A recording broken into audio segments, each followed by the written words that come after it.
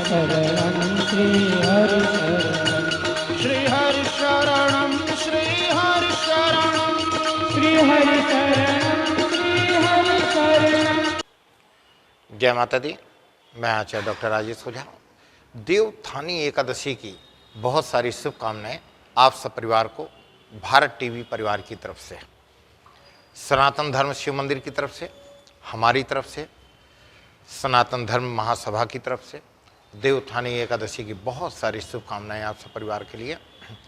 आज बात करेंगे देवउत्थानी एकादशी का, क्योंकि अगर मासों में भी बात करें या एकादशी की मैं बात करूं तो दोनों ही बड़ा विशेष महत्व रखते हैं। मासों में कार्तिक मास जब आता है तो सनातन धर्म में यज्ञ अनुष्ठान, पूजा पाठ या पर्व का एक बड़ा ही हर्षोल्लास का समय होता है। और एकादशी की अगर बात करूं तो हमारे यहाँ 24 और 2 एकादशी 26 एकादशी होती है। उसमें भी कार्तिक मास की जो एकादशी होती है, देवउत्थानी एकादशी होती है, उसका विशेष महत्व माना जाता है, क्योंकि आज के दिन भगवान विष्णु शयन निद्रा से जागते हैं और कहते हैं जब भगवान जग जाएं तो आपके सनातन धर्म में इस धरा पर मृतलोक के अंदर स्वयं मंगलकारी होना प्रारंभ हो जाता है। तो आज के दिन मंगलकारी होना प्रारंभ होगा, क्योंकि आज तुलसी जी का विवाह का योग है। सबसे पहले हम आपको ये बताएंगे कि कार्तिक मास जो है, ये कार्तिक का महीने का नाम क्यों पड़ा, कारण क्या है कि इसको कार्तिकी कहा जाता है, और भी कुछ कहा जा सकता था, या कार्तिक है तो इसका इतना विशेष महत्व क्यों है।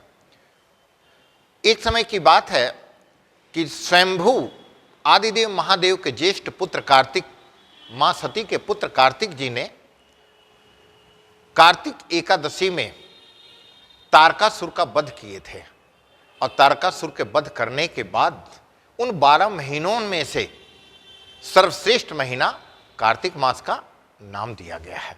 कार्तिक के महीने में भगवान विष्णु की उपासना से आपको मोक्ष की गति मिलती है। और आपने देखा होगा कि कार्तिक के महीना जब भी आता है, जैसे कि करवा चौथ, अहोई, दीपावली, भैया दूज, अनेकों प्रकार के बहुत सारे तीज त्यौहार कार्तिक के महीने में आते हैं। और उसी कार्तिक के महीने में आप देखे होंगे आंवला नवमी आता है, और आंवला नवमी भगवान विष्णु को बहुत प्रिय है। और उसके बाद कार्तिक एकादशी, जिसको देवउत्थानी एकादशी के नाम से जाना जाता है। ऐसे तिथियों में भी जिस महीने में आए तो वो महीना कैसे होगा, दिव्य होगा, अद्भुत होगा और विलक्षण छटाओं में से एक होगा। इसलिए तारकासुर का वध करने के कारण से इनका जो नाम पड़ा, ये कार्तिक मास पड़ा। कार्तिक का महीना तारकासुर के नाम एवं कार्तिक जी के नाम से जाना जाता है।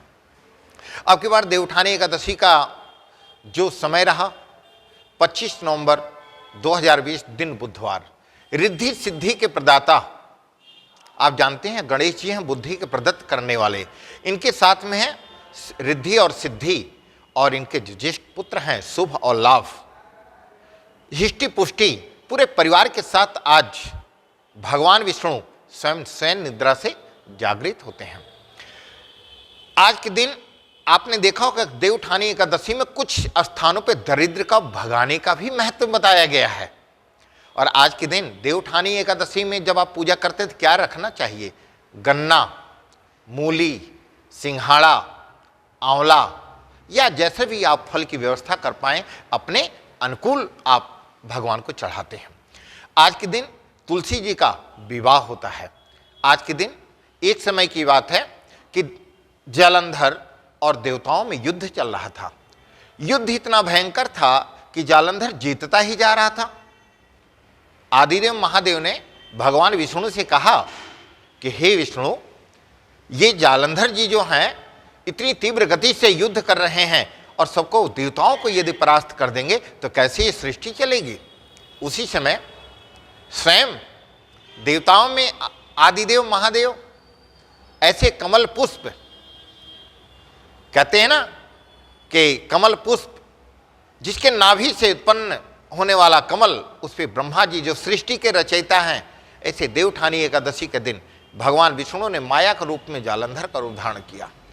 जब तुलसी वृंदा को ये अवगत हुआ कि ये जो मायावी हैं, जालंधर नहीं है, मायावी विष्णु हैं, जैसे उन्हें ज्ञान हुआ, उन्होंने कहा कि मैं अपने सतीत्व को नष्ट करूंगी, मैं स्वयं अपने शरीर को पूर्ण करूंगी। उसी समय वृंदा ने श्राप दिया भगवान जी को कि आप पत्थर के बन जाओ, काले पत्थर के बन जाओ। अब वृंदा ने जब अपना शरीर पूर्ण किया तो वहां पर एक तुलसी का वृक्ष स्वयं प्रकट होता है। उसी समय भगवान शालिग्राम का रूप धारण करते हैं और वृंदा जो है वो तुलसी का रूप धारण करती हैं। और ब्रिज बिहारी में, वृंदावन में, अगर तुलसी की मैं बात करूं, ब्रिज बिहारी में अगर बात करूं, क्योंकि भगवान के अति प्रिय है तुलसी। और उसी समय कहा कि हे वृंदा, आपके बगैर मैं नहीं रह सकता और आप मेरे बगैर नहीं रह सकते। तुलसा जी लक्ष्मी जी के स्वरूप हैं और जो शालिग्राम भगवान हैं ये विष्णु के स्वरूप हैं। वही स्वरूप कार्तिक मास के देव उठानी एकादशी के दिन हमारी माताएं बहनें निर्जला व्रत रहती हैं। और आज के दिन तुलसी माता का, कार्तिक के महीने में आपने देखा होगा कि माताएं प्रातःकाल उठ करके स्नान करना, दीप प्रज्वलन करना, तुलसी में जल देना, मंदिर में जा करके कार्तिक मास का विद्वान ब्राह्मण आचार्य जी के द्वारा, गुरु जी के द्वारा कथा श्रवण करती हैं।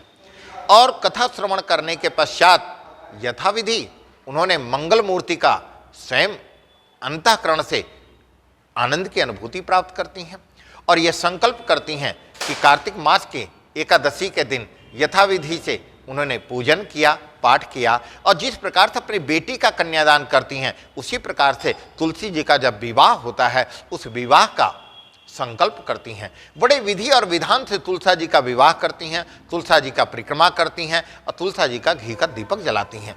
शालिग्राम और तुलसा जी का जब विवाह होता है उसी दिन से हमारे संसार में मांगलिकृत कार्य प्रारंभ हो जाते हैं।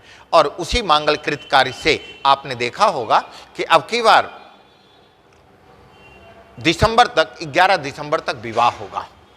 11 दिसंबर के बाद फिर मकर संक्रांति के पश्चात कोई भी मंगलकृत कार्य नहीं होगा और कुछ मंगलकृत कार्य आपका इधर होगा जनवरी में, जनवरी के बाद फिर आपका अप्रैल में आता है।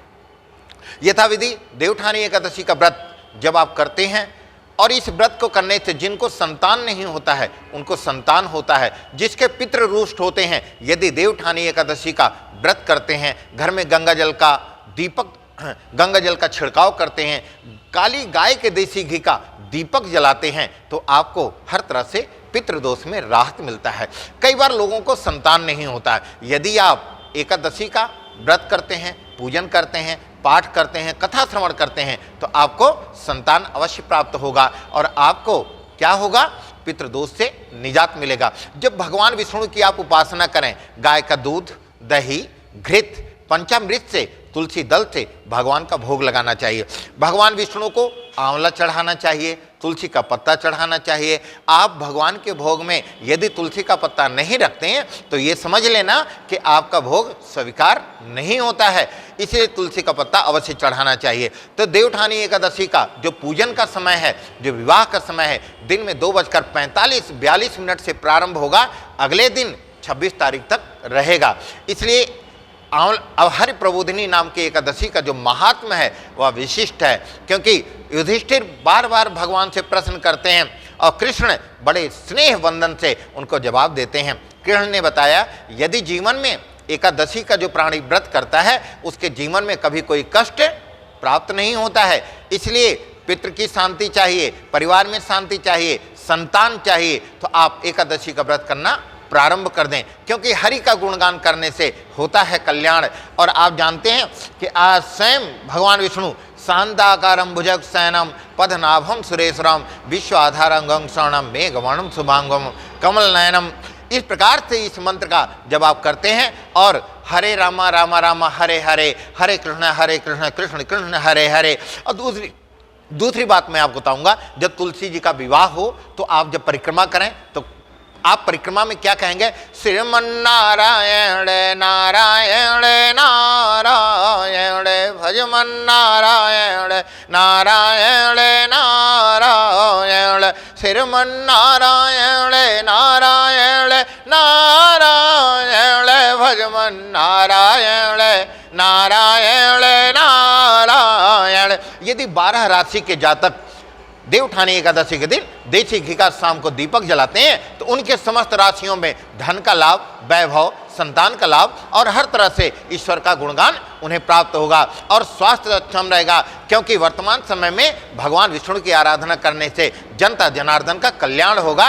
और इसी तरह आप सबको देवउठानी एकादशी की बहुत बहुत शुभकामनाएं, बहुत बहुत अभिनंदन, साधुवाद। हरि शरणं हरि शरणं